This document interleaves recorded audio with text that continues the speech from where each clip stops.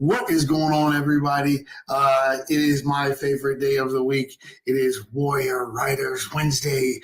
And this is where I get to introduce to you guys some amazing people who are definitely gifts from God to the body of Christ. And so I wanted to tell you that, if you indeed are a writer, this is definitely a program for you. Of course, we have Author's View on Goodvue Network.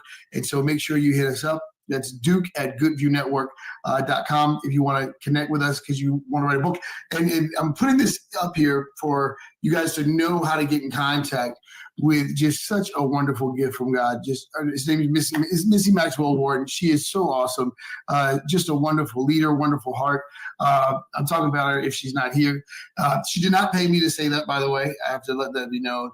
That she's people are like, how much does she pay you? No, she's really awesome. You're awesome. We adore you. Thank you so much for everything that you do and how much work you put into working with the Warrior Writers.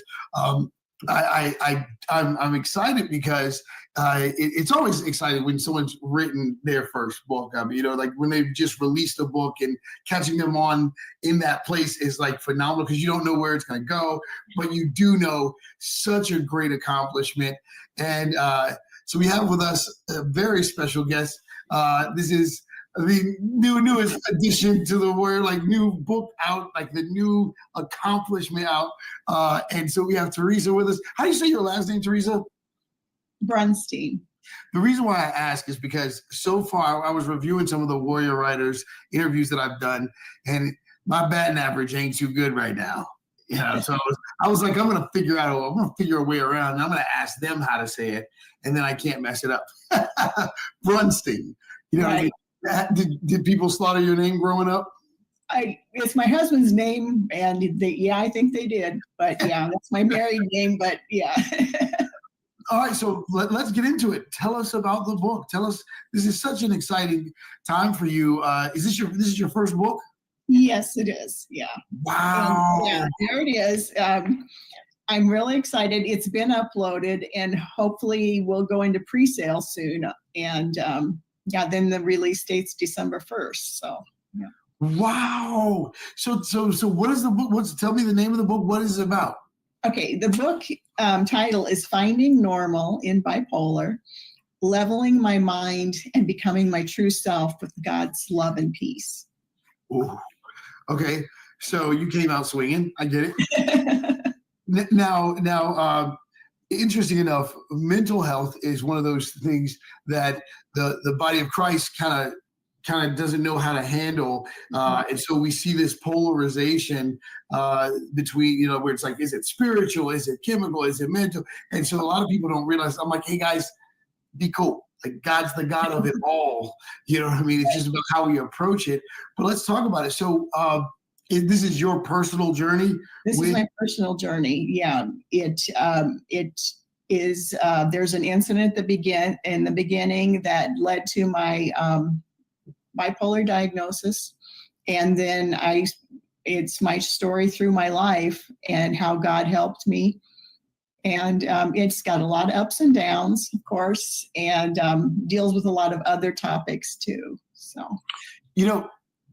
I have to, if I had a hat right now, if I actually had a hat on, I would take it off and say, hats off to you. Because when it comes to mental illness, there's a lot of shame involved. A lot of people feel shame, like, oh no, if they find out that I have a mental illness, they're going to think less of me, da da da. And so for you to put it out there, my imaginary hat, like, hats off to you. And because I think a lot of people need to know that it's okay. I know that even getting counseling, these are things that are challenging for a lot of people that say, if I go get help, or if I say I'm dealing with this, then I'm not as spiritual as people think. Or how did you maneuver through all of that? Okay, well, it took me a while to get on top of it, I guess. I mean, and I had some other traumas that were playing in there. And what happened was I had to deal with what I was diagnosed as with medicine and therapy before I could get to the point where I felt God I could even get to where God was. And then once I got there, then things opened up and I was able to do things with my lifestyle and my health and things like that were a very big part of it. But one of the biggest things was taking care of the trauma and the changes in that were happening first, and making sure that I was a whole person and then a whole person with God. So Missy, when you found out this is where she was going with the book, I mean, this is pretty much putting it out there. Like I said, she came out swinging. This is not necessarily. How do you? What's your initial thought when she says, "This is where I want to go"? Well, I mean, I felt a peace and an excitement, because here is a person who's willing to step forward and say, I've struggled with this. I've had thoughts of suicide. I've tried to do this. And there's a whole group of people that are afraid to say anything. And here comes Teresa. She's walked through the battle. She's been through the worst. And she, in her book, she even talks about, she allows her husband and her daughter, and I believe her son, write how they handled living with a mom that had bipolar and some of the worst times of it. And when you see what she was going through, it helps you understand a person who's completely feels like they're out of control, that they just can't get a grasp on it. And I think it's going to be a huge help, because people who are, let's just say people, it doesn't matter if they're in church or not, when you are living with a person with bipolar, you're not understanding what's happening in their life, in their mind. And when you can start understanding that, number one, you know how to pray for them. Number two, you know how to come alongside them and love them through some of the hardest stuff, because they know some things really often. They're doing their best to try to come out of it. And prayer is a powerful thing. And that's one of the things that really helped bring Teresa through it. But instead of being angry and not understanding her family came alongside her and said, let us understand this with you. And I think that's the greatest thing about this book. And I really felt it would be a book that would help families to understand the loved ones in their lives that are going through this. Teresa, I've got to ask you, because I think that, again, this particular subject is so massive. It's weird for me. It's weird for me because it's so massive, but so many people just don't want to talk about it.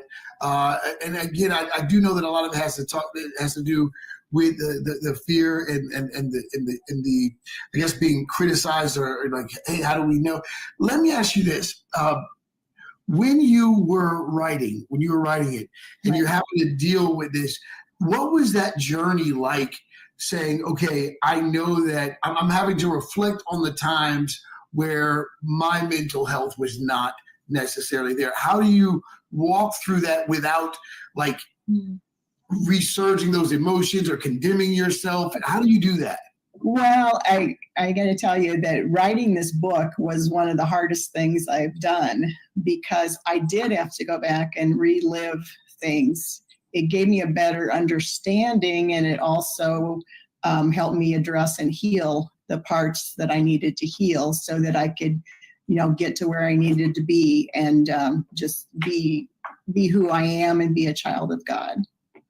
That's so powerful, because again, for some reason, when it comes to mental health issues, this is the one time where you'll see Christians like, I don't know if God can handle that. Like, no, there's nothing that God can't do. He can't heal you from. So let me ask you this: how long have you been a believer?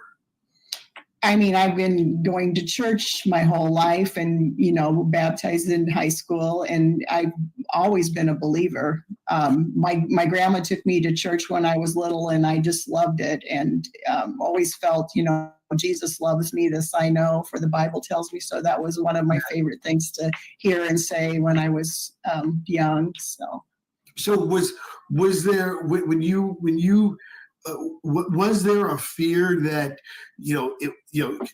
I guess, when do you get to a point where you say, okay, I have to accept that this is what's going on, that it's not a demonic attack, it's not this, it's really something about me that's off, and when do you go help? Well, you go, to be honest, you go back and forth with it because it's not, you just are not yourself, and you go back and forth. Am I crazy? Is there something demonic, or is this really what they tell me it is, and that kind of thing? And, there could be traumas or doors that got opened that could contribute to the bipolar, because I think they go hand in hand, and trauma and triggers can make it worse. Yeah. So yeah, sure. Now, I think you said, "Am I crazy?" It was so funny because I've actually never met a person that wasn't. Never met a person that wasn't. Because with bipolar particularly, I think that it is a challenge for believers because it is a physical thing. It's a physical and chemical thing. And so I do believe that, when it comes to mental health issues, let's be real, even the scientific world, the psychological world, they're just now really getting into it. I'll say over the last, 100 years or so, out of the entirety of humanity, they're just now like starting to figure things out. Was there a time where you're like, I have to push through this with my faith, and my faith is enough? And when do you go, okay, I'm not less of a believer because I have to take this medication? Right. And that's basically what my entire book is about. It's my 40-year journey from the time I was 24 when I attempted suicide and found out I was diagnosed with bipolar, until just when I've been in Missy's Warrior Writers, I have gotten a lot of healing in doing this book. And so it's just come full circle, and that's really what my book is about. Yeah, and because you said that, you're forcing me to say, like, how important is community? Yeah. Yeah. Okay. Yeah. Like, explain that to me. Well, so you feel like you're alone many times, but that's one of the things I hope to reach out and tell people is there is hope, and don't be afraid to ask for help. Whether it's if your friends can't handle it, then get a therapist or a counselor, because they do a great job. And sometimes you just need to, figure things out. If you feel it, I guess it's real, because you have to work through it. So yeah. Was there any resistance where you thought that if I put this stuff out there, it's going to be used against me? Because the reason why I'm doing this, because I know that others are coming because of what you've done and the leadership that you put out there. And I'm always trying to get ahead of the enemy, because I know the attacks that the enemy will try to play on people. So, and I want people to be able to hear it from somebody who's actually, overcoming it, and then they can say, hey, okay, if they got through this battle, so that it wasn't you, it really was a fear that this information might be used against you. Did that happen? Yeah, that happens many times. And, when you meet new friends, you're like, well, do I tell them? Do I not tell them? And there's a stigma to it. And, you just have to walk through that.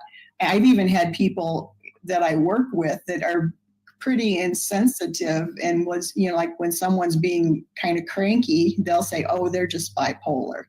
And, so they just throw the term around too. So that's a little hurtful. Yeah. Yeah. So just in case you guys don't understand, this is not just moody. I think that's what this is, not just being moody. I don't think people quite understand this. This is really a chemical imbalance. It does affect your moods in a lot of places, which means that you have to do things a lot more intentional to make sure that you're carrying yourself the right way. Did that journey feel like it was, how difficult was that part where you're like, okay, I have to be intentional? I mean, because you're a person that, because of what you're dealing with, you have to absolutely be in control of your feelings and how you make other people feel and things like that. And so you have to be really intentional. what was it that helped you do that? Well, I talk about it in the book. There was kind of a breaking point where my husband and I had marital trouble, and we were separated for a while. And my emotions triggered the bipolar to go out of control because I had so much other stuff. I think stress and all that stuff really complicates it. And you finally get to where you have to make routines. You have to take care of yourself. And sometimes people aren't in a position where they feel like they can take care of themselves. When they're down, depressed, or when they got things going on, they don't think through it. But now I've been through it. I do think through it. I'm very intentional about sleep and health things and just everything that you just have to be very disciplined. Yeah, and that's the thing that's kind of where I wanted to get to, because I feel like we live in a society, that is not really promoting self-care a lot. It's like, we're judged by how much success and like treat anxiety and all these things like as if that's okay. Right. And that's why I find it fascinating, the title of the book, when we live in a culture that genuinely stresses people out. And I'm like, wow, like, because it makes me want to, it definitely makes me want to ask you this question. Why is it that we struggle with peace so much, like on the inside? I think the thing is that people don't take time to be quiet with themselves and invite God into their life. If you intentionally take that time and just, even if you're not reading your Bible, if you just are quiet and listen, then you will hear what God, has planned for you. And it's just be calm and be peaceful for at least 5 minutes a day. For parents out there with newborns and babies, just so you know, you're not off the hook. Your peace matters too. Because I know parents sometimes will be like, no, I'm a mom, I'm a dad, I don't get to have peace. And it's like, no, yeah, that's not okay. You have to have peace. Missy, I do have to ask you this because of what you went through, and as far as being, told you couldn't be a writer and all these things, and that you shouldn't write. How did you find peace? When you were, because obviously when people speak against us, it does create an inner battle. So how did you find the peace to locate your true identity? That came through relationship. Relationship with the Father. I'll never forget the time that I just paused, and after I was reading the Word and I was praying, and I just felt this hush come over me. And I said, Father, how do you see me? How do you see me? Mm-hmm. And what he showed me gave me confidence to go into whatever battlefield I was going. And so when I started writing this, my first book, I would just lean into him. And I'd say, Father, this is your book. I've been told I can't do it. I'm doing this completely out of obedience to you because you have said I need to write this book. Now, how did he say that? Everybody was coming up to me saying, you need to do this book. And then I have, a person prophesy over me. The Lord says, get that book done. Right. Okay. Teresa, do you already have a website and everything? I do, yes. Wonderful. Let me put that up there so I want people to be able to know what it is. What's the website? You can just put in teresabrunstein.com. How did I know that was going to happen? I almost didn't ask. But it also directs to Behold You're Bold, which is kind of my motto and theme or whatever. Gotcha. And so let me ask you this, because I really want, because I already know that the enemy is freaking out right now, because there's so many people that are just afraid to do anything. I have to ask you, did a fear of failure ever try to stop you? And how did you suppress that voice, this fear of failure? Because I know a lot of people, Missy and I talk about this from a writer's perspective, like, who wants to hear this? No one wants to hear this. Nobody cares. My story isn't significant.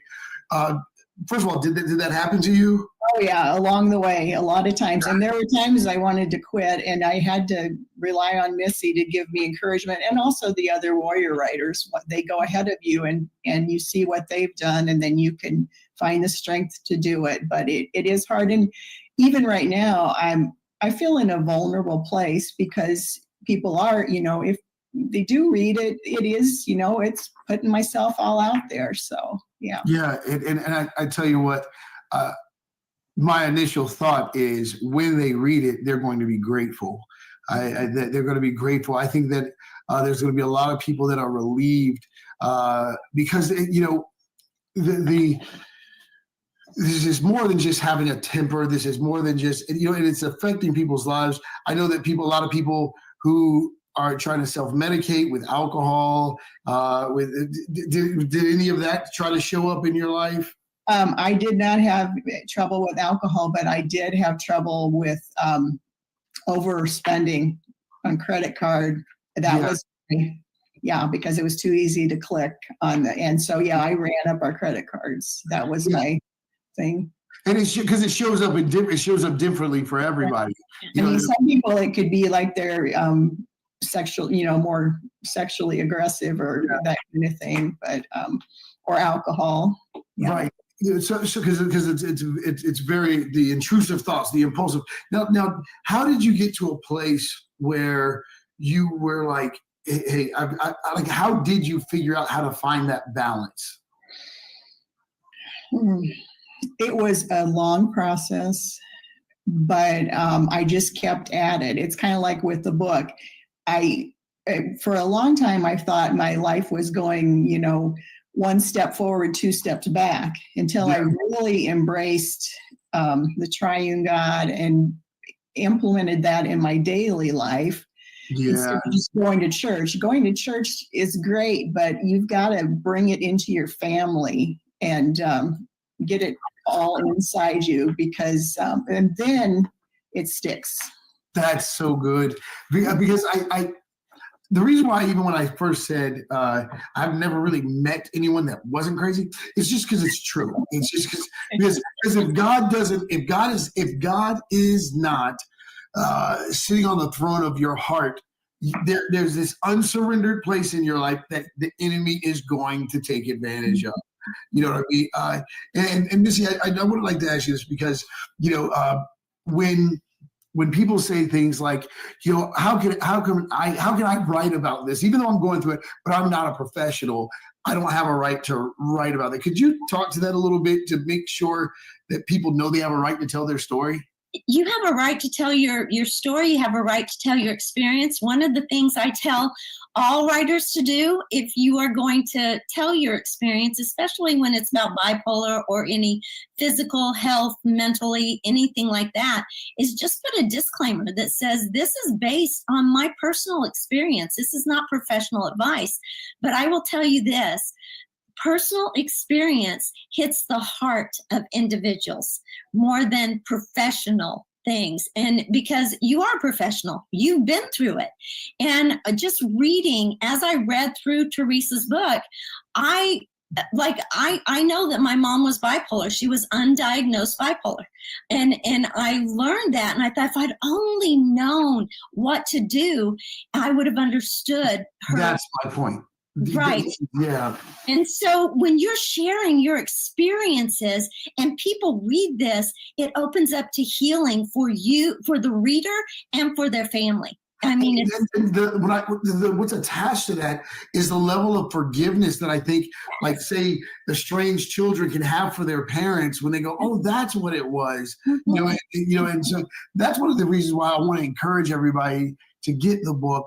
And it's not just supporting Teresa, but it's like, hey guys, there's a whole lot of people. I think pastors would be able to benefit from this because they're going to say, hey, maybe this is what this person is dealing with, and that it's not, I just think about people constantly trying to cast the devil of bipolar out or cast the devil of, and it's like, it's not that, guys. There's an approach to this using the wisdom of God, the love of God, the discipline of God. Was that something that you felt like people were constantly trying to tell you that you had to deal with? Yeah, I definitely had several people that, question me. But I did give my book to my pastor, and he read it, and he wrote me a beautiful endorsement. So, Wow. you know. That is so brave of you. Like, you have no idea how proud of you I am, because I think there's a lot of pastors that deal with it. I think there's a lot of people that deal with it, but again, they're afraid to go get checked out. They're afraid to find out because they don't want to know that something else is wrong with me. Something else is wrong with me, and especially when I do know that, and I'm just being real. I personally believe that the celebrity world, the Hollywood world, they feed off of a lot of people that struggle with emotions, mental illness, because that's how they get all this wonderful creativity. But I don't think they do too much care for their mental health. Right, and it does. I believe, from what I've seen in other people, it does affect people that are more on the creative side. Like some of you were saying, some of the Hollywood people. Yeah. Because, I don't know. That was just my observation, though. Yeah, no, I've seen, and the reason why is because so many celebrity stories don't end well. Right. And then when you start seeing the increase of addiction, the bad decisions, the impulse, you're like, wait a second, guys. Are they actually surrounded by people that care about their health? Because right now it's not, the like destroying their own careers, all that stuff. And I'm like, yeah, something's off. And I don't think, well, one, I know that Hollywood's not a place to care about it, but I do want to see the church be more intentional about what are some things that you think the church can do to help people that might be dealing with mental illness and bipolar and things like that. Well, my pastor did say he wants to talk to me and about helping people that are struggling. And I think that's just the main thing is, we in a church, we help people that have physical ailments, and we care, and we, so help people that are struggling, even if they don't have bipolar, they're just down about something, depressed or anxious. We do at Christmas time, we have a blue Christmas. So people that, not everybody loves the holidays. Right. And so people that feel down and they can come and be together. So yeah, and that's such a good point, because one of the things most people don't want to think about during the holidays is like, hey, there's a lot of people that are experiencing their first time without someone they love, their first time after a divorce, their first time being sober, their first time not being with their kids, or someone's passed away. There's a lot that goes into to consider. And I know we're running out of time, but I have to ask you this real quick. It's about maintaining those relationships. How much of a challenge is it to maintain the relationships once you become aware that you are struggling with mental illness? How much is that a challenge? And what was it that kept you in the fight? Well, it has been a challenge, and there are some friends that I don't have anymore because they didn't accept my behavior, I guess. Sometimes you behave poorly and do things that others can't deal with. And it is hard, but the true friends stick with you. And so, that's what matters. Yeah. Yeah, that's part of it. Well, listen, everybody, we are out of time. Listen, here's the website to go get the book. Missy, it is always a pleasure to have you with us. And I want to tell everybody, if you want to connect with Missy, if you are a writer, please do so. Here's the information right here to become a writer. If you feel like the enemy's been trying to stop you from writing, please deal with this and make sure that you guys you guys don't give up, don't give into the negativity, and do you mind doing another episode with us? Can we keep going? Do you mind doing another episode with us? That's fine. Okay. So guys, there's going to be a part 2 happening right now, but we're out of time. See you guys later.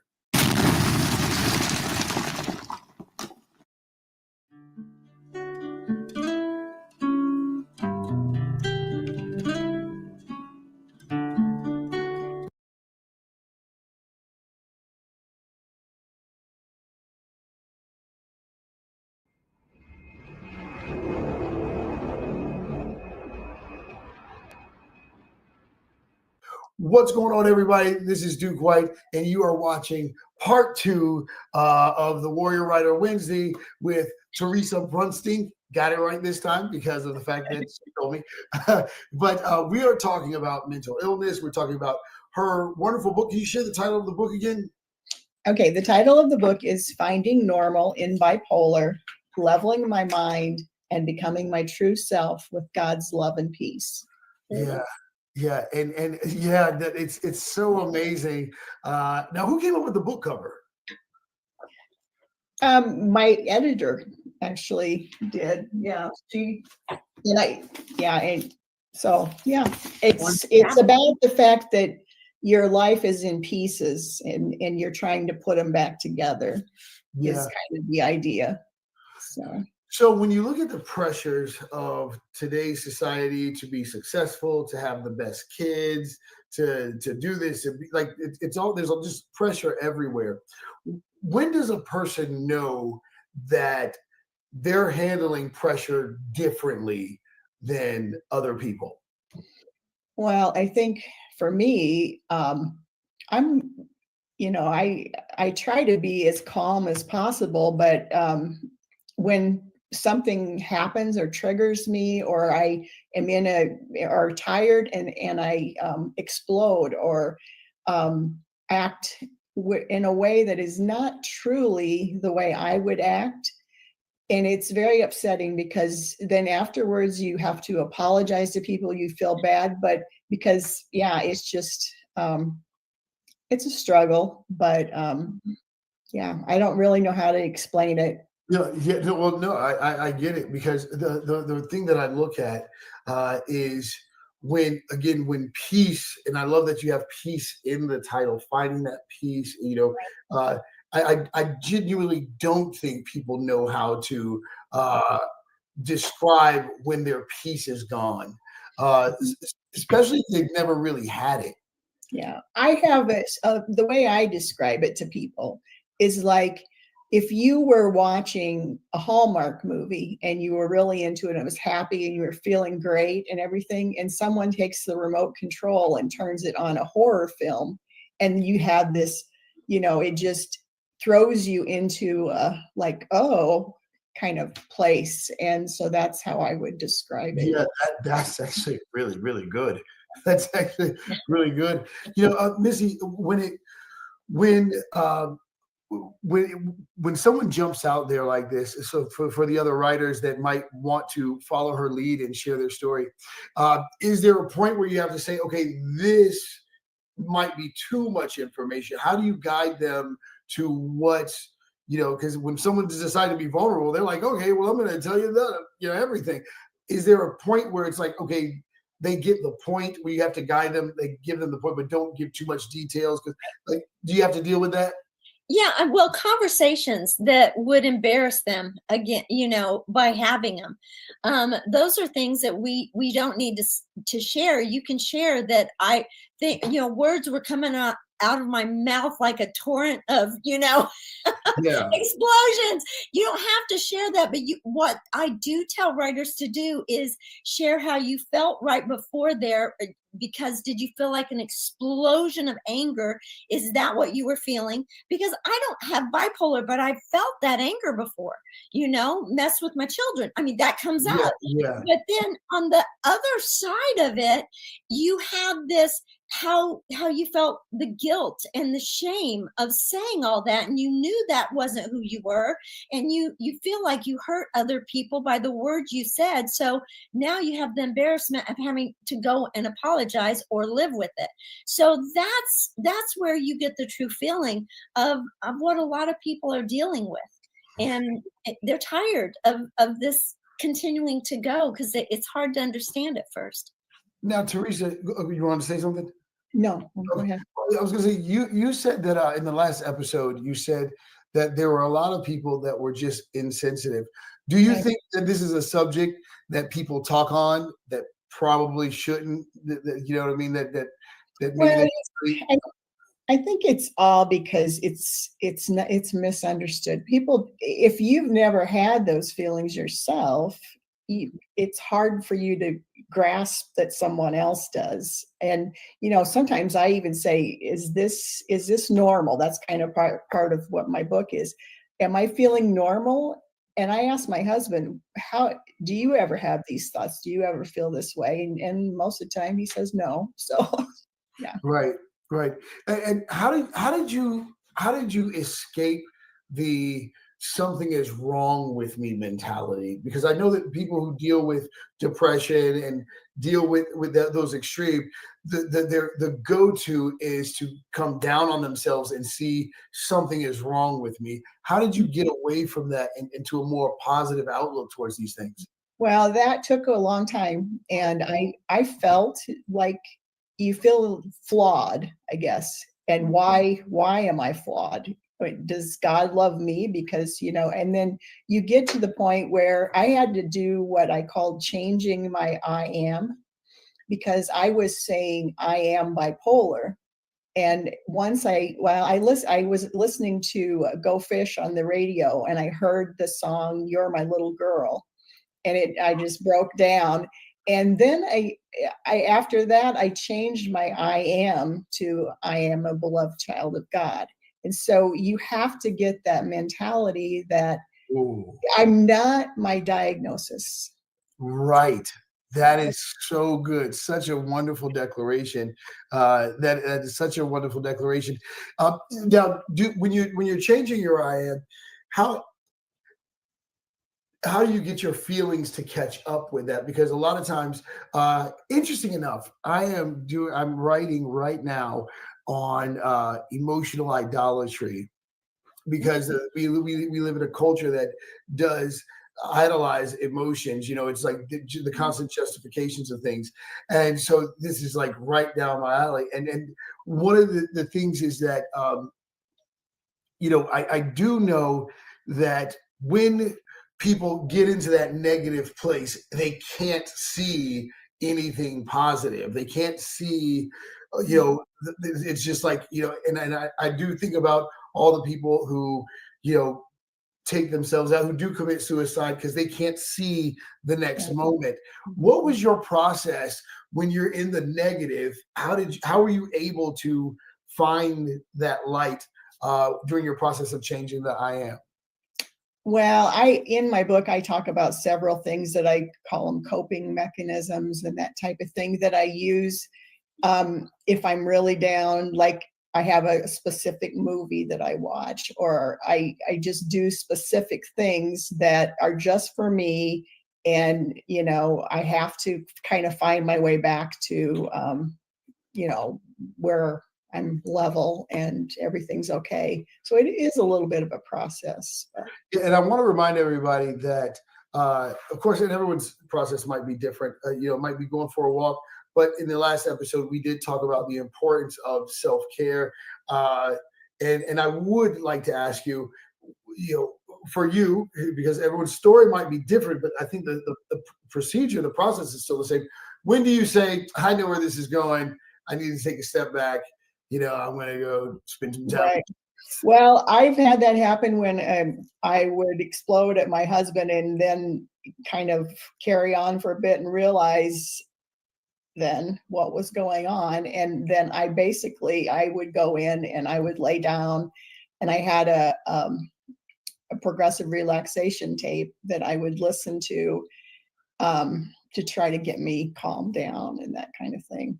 Yeah. Sometimes it worked better than others, but I got you.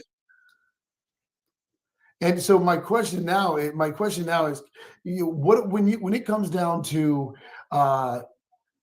that admitting, because so to be totally honest with you, I think about Cain and Abel, right? Right. God comes to Cain and says, "Hey, your countenance has fallen." And he says, "Sin is at the door; it's crouching for you, but you must master it." To me, that's a message of hope. Right. Because it's saying you can do this. I'm telling you that you can master this. And this is why I want the body of Christ so badly to see that even though it may be a physical, mental disorder, a condition, but God is the God of order. So anything that's out of order, he can put back in order. Right. But I don't believe that Cain was honest with himself, and he goes and he talks to his brother, and that explosion happens where he didn't handle things right. When do you know when it's, even though you know you have to apologize or you have to take accountability, when do you know when it's okay to say, okay, I need to go and approach this person and not just act like nothing happened, but show them that I'm genuinely apologetic? Well, I mean, I just give you an incident with a friend of mine. I don't know, she said something and it just hit me like instantly. And I kind of jumped up and kind of yelled at her, and she walked out the door. Well, some of my other friends even were standoffish of me for quite a while. And eventually I apologized, and we are great friends today. But it's really hard when you lash out at loved ones and they have to deal with that, because you don't even want to deal with it. So you know they don't want to deal with it. So. Right. And I honestly think it's really difficult for parents a lot of times, because the world we live in, we're not allowed to make mistakes. We have to be perfect. We're parents, you know what I mean? And the kids can sometimes use things against us because they don't realize that we're human too. And it's really difficult. What was it like having your children share their story? Because in my world, I go, well, hey, don't tell my business, because it's my story, it's my business. But it's like it's their story too. Your life is their story too. What was that? What was that journey like? Well, it was, just like I said, writing the book was healing. I wanted them to be free to express how they felt and have some healing, and to be able to tell them, I am sorry that this happened to you, and that type of thing. So, yeah. Missy, have you ever seen anything like this before, where like the kids got involved as well and started? Yeah. I mean, when we first started talking about it, we talked about, what do you think about them sharing their perspective of watching mom go through this and the change that's happened in you? Because like when you meet Teresa, like I was just with her almost a week, and there was no sign of anything. She's totally funny, and just normal, and just in a good way. And so she is classic for looking at and saying, okay, here's somebody that said, okay, this is a situation that, what do I need to do to change that in my world, where if I recognize it's coming, that I take the precautionary steps so that I don't hurt anybody, including myself. So, and she is a great example of somebody who said, okay, this is here. What do I do with it? And here's a mirror. What can I change? Yeah. Right. You do have to look at yourself in the mirror a lot, and it is, that helps to say, you need to act this way, you can do this, and all of that. Yeah, for sure. When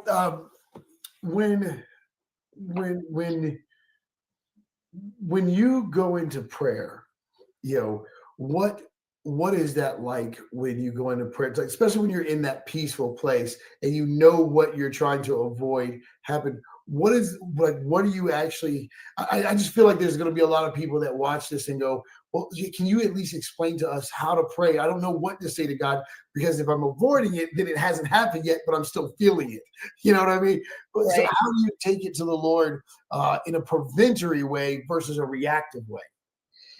Well, basically,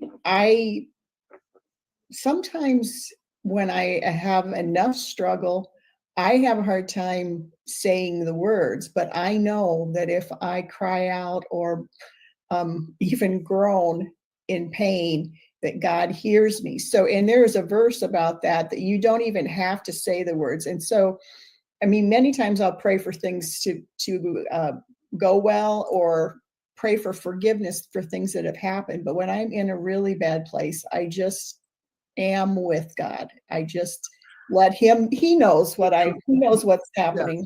And this is why I say that our God is so phenomenal, and this is how we know He's the one true God, is because He speaks the language of our hearts and our tears. Right. You know what I mean? And that's what's so phenomenal about Him, is that it's just like, hey, I got you. You know, like Right. it is such a parental thing. So when you said I am a child of God, like I'm a daughter of God, I really respond to that, because I'm like, yeah, there are these moments like your kid's down. You know they just need that hug. You know that they Right. just need. So God is very proactive. Like He is a parent, which I Right. think a big portion of our psychological issues and our trauma is that we were all lied to, that when you turn 18, you're an adult, no one can tell you what to do. When really it's like, no, we're permanent children of God. He's always going to be daddy. He's always going to be Abba. He's always going to love us. He's always going to be a father figure to us. Even Right. when our parents leave, He's always there ready to deal with our trauma. And I, I'm saying this because I know that there's someone who's going to say, I can handle this. It's like, no, there's certain things that you have to surrender. So I'd love to know, what does surrender actually mean to you? Well, like I said, my husband and I had marital troubles, and I got to the point that I was unable to do anything myself. I was just broken, and I surrendered, and that I felt so much comfort from the Holy Spirit in that time when I was crying and just being, and I gave up. I think God meets you in your toughest spots if you let Him. Yeah. Missy, what about you? What does surrender mean to Well, you? well, that's one of the things I will say about her book. There, in that place that she's talking about, if I could speak to that, she literally lets go and says, God, even if he never comes back to me, I'm okay with that. I surrender what I want for what's going to happen. I'm not going to try to make anything happen here. And when she surrendered that, things started turning. It Yeah. came back. It's that release. It's like when we insist on something, it's almost like we almost bring resistance. So it's just resist. Not saying that I relate to this. I know a guy when he was a kid, who he would get in trouble, and instead of like just accepting that he did something wrong, he would cause more trouble to take focus off of this. Like I said, I don't know the guy. I mean, I know the guy, but it's just saying, like a friend of mine, you know, friend of mine, somebody I knew a long, long, long time ago, but yeah, way back when, you know what I mean? But I just know that surrender is such a difficult thing for everyone across the board, because it's the temptation to say, I can fix this. When do you, like, what was it that made you say, I can't fix this? Only God can fix this? Because that sounds like peace to me. But when did you get to that point?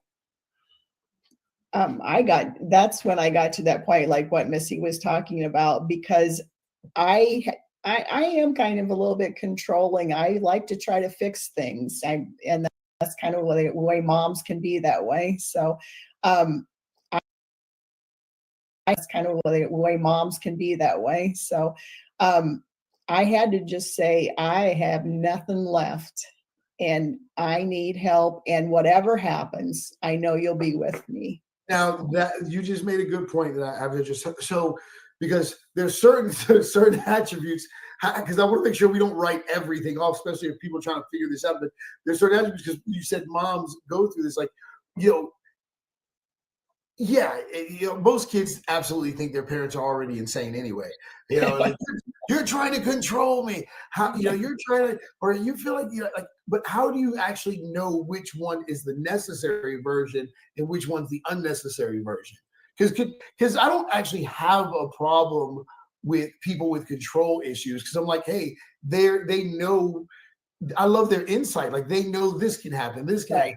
Right. And with me being so abstract, and I'm the guy is the glass is half full kind of guy. So I need people to say, well, what about this? What about that?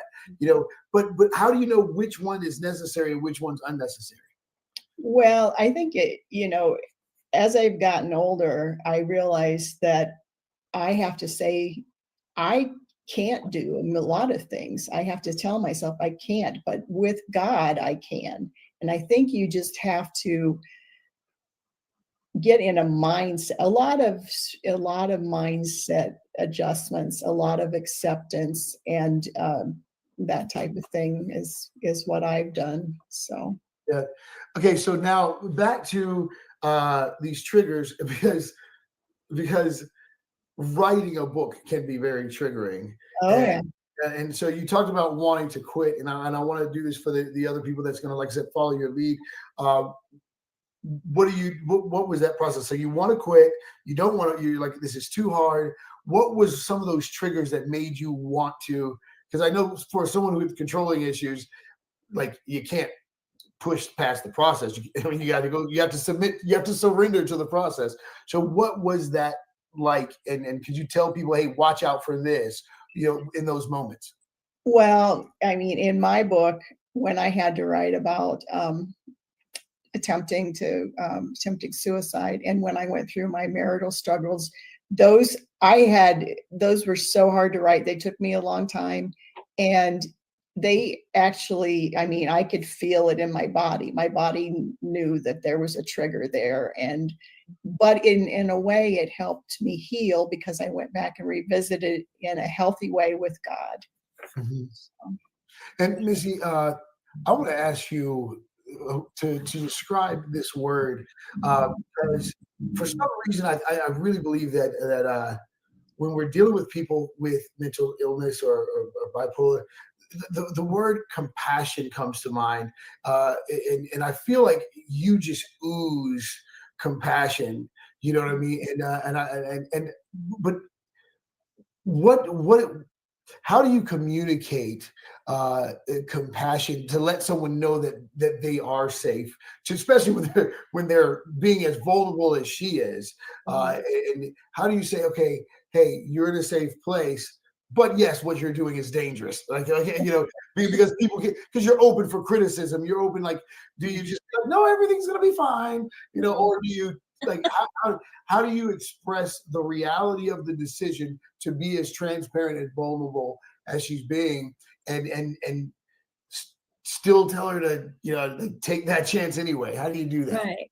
Well, I know every person who's writing their story is put in a vulnerable position, because you are revealing who you are, things that maybe you've never told anyone. You're in writing a good story. You're not just a grocery listing it, then I did this. You're going in depth. If you're writing it correctly, you're going into the emotional part of it. And with Teresa wanted to get this done, and we continued, I would continue to just encourage her that so many people are going to be helped by your words. Yeah. And there were times where she couldn't meet with me, and it was especially around those very traumatic events. And I knew, and I just gave her room. I didn't have to say anything to her other than, I'm praying for you. I'm lifting you up in prayer, but I know that this is going to help others so tremendously. I believe it 100%. I do. I mean, I really do, because I think about the bravery that you have to say, hey, I already know how mean people can be, but I also know that most people are in that self-preservation mode, and there's so many people, just don't, again, that the fear to even talk about it or even ask for help. So you doing this where someone in the privacy of their home. Now I do have to ask you, is it the digital book as well, or is it the physical book's the only one that's coming out, or is there a digital book as well? Okay, when it comes out December 1st, there should be an ebook and a physical book, either hardcover or soft cover. And in February, I'm going to do an Audible too. All right, let's go. Now, the reason I'm asking is because even that it's just like the book's written, but I still have to do this and I still have to do that. I love your commitment to the cause, but was that challenging as well, realizing that the days of just writing books are over? Like, you have to do the other stuff too. How does that affect you? Well, when you get finished, you're like, okay, what do I do now? And then there's the process of formatting and uploading and waiting, and then you really don't have any control for a little bit. And that is hard for sure. Especially for someone who says, I got control issues. Like, Yeah, for sure. No, I get it. But I just love that you have this attitude that you embrace the challenges. Like, I love that instead of like everything about you, that I see is like the normal pushback is to let it crush you and you just lay down and just say, oh, this is my situation. But you chose to go for whatever reason. It's so amazing that for whatever you chose to fight back. I think that's why I'm so excited. If I seem like real giddy, that's why. Because I'm like, normally people just choose to lay down and go, well, this is, especially when it's a medical diagnosis. Well, this is what it is. So I have to submit to that. But you chose to submit to the process of healing. Right. And, one of my favorite verses is James 1:2-4, where it talks about consider it pure joy when you go through trials, because it gives you perseverance. And I think you just have to be resilient and keep at it and become an overcomer and know that God has your back. So, and writing your story can help other people. So that's really important. Speaking of resilience, Missy, you guys have a book out. Were you in that book as well? Yes. And you guys have a book out called Resilience. Could you hit on that? Because we're running out of time, and I would love for you to share a little bit about that as well. You want me to share? Yeah. No, we have Resilience 1 and 2. And what we did is each person in the Warrior Writers took one chapter and wrote about something that they overcame, a true story of overcoming, to help inspire people in different areas of their life that they can overcome. It doesn't matter where you live, who you are, what your age is, what you're going through. We have a God that will help you get to the other side. And that's what the resilient spirit that's within women. And so now we're actually finishing up number 3. So resilience number 3. Now, Teresa, I'm fascinated with this because I would love to know from you how important is it to, like, when do you know you're around people that you can be vulnerable with and say, this is what because the truth is some people do use things against you, but when do you know you're around the right people? Yeah, that is tricky. And it is, I've had trust issues because, you think you're close to someone and they might do something or talk behind your back, and that's very hurtful. But you do eventually get to where you have a small group of close friends that accept you just the way you are. And that's really what you need. You don't need like tons of friends that you don't know what they're thinking. So. Yeah, it's wild because I think that that's another thing that our generation and what we've seen happen, especially with social media, is this overdrive of I gotta be accepted. I'm nothing if people don't accept me, and it's just like, no, you're important because God made you, right. And that's the thing, is that God made you. Now, I would like, because I feel like this is necessary. Could you speak to overcoming that desire that a lot of people have when they are facing, the depression, to isolate themselves? And did that happen to you, first of all? Was there a place where you wanted to isolate yourself? Oh, I did isolate. I mean, there were many times where I call it losing a day, because I usually slept or cried or, those kinds of things. But I was able to manage it with my work and everything. It did happen though. Yeah. And how did you overcome the desire to isolate yourself? Well, I force myself to do things.